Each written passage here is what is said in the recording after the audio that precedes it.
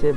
Hello জীবন, কি অবস্থা সবার? আমি অনেক ভালো আছি এবং আমার সাথে যারা আছে তারা অনেক ভালো আছে। বর্তমানে আমি কোন পাড়ায় আছি আপনাদেরকে বলতেছি। আমি বর্তমানে চিলুংপাড়াতে আছি। চিলুংপাড়ার মানুষদেরকে আপনারা দেখেন।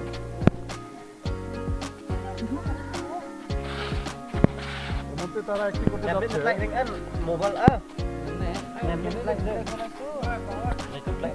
এই যে এখানে একজন, ওয়াও, একটা বুড় বডিটা অনেক সুন্দর।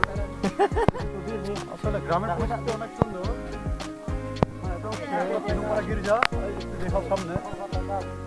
এটা হচ্ছে চিলুংপাড়া গির্জা। এটা হচ্ছে